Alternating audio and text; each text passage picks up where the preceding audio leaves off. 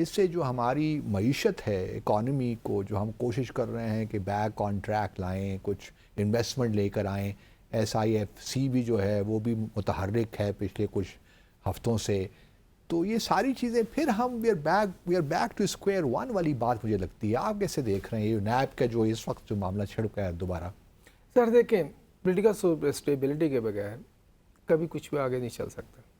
جو ابھی چائنا کی آپ ابھی بات کر رہے تھے، ان کا جو کور ہے نا ساری کا، وہ کہتے ہیں stability is a must.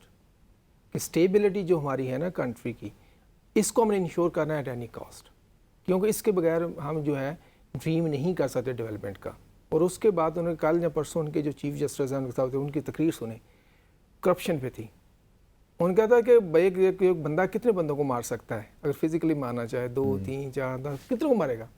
Corruption کہتا ہے پورے ملک کو مار دیتی ہے، کیونکہ آپ جڑیں کھوکھلی کر دیتی ہے. تو آپ اس کنٹیکسٹ میں دیکھیں اسٹیبلٹی کہاں سے کنیکٹ ہے. اگر تو کرپشن چلتی رہے گی، اسٹیبلٹی آپ کبھی ڈریم نہیں کر سکتے. وہ آئے گا، وہ ہوگا.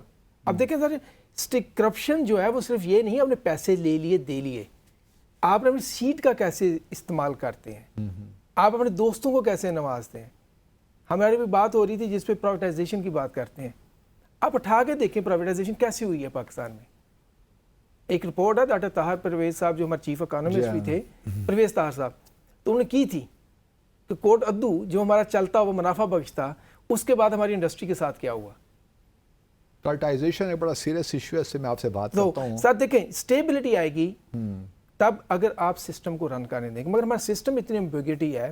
مثلا ابھی خالد صاحب فرما رہے تھے کہ جو کہ پریمبل میں لکھا ہے حق حکمرانی عوام کا ہے، مگر ہمارے قرارداد مقاصد کہتی ہے اللہ کا حکمران ہے، سورن اللہ ہے، ہم انہوں نے دیا ہوا ہے تو ہم کریں گے آگے.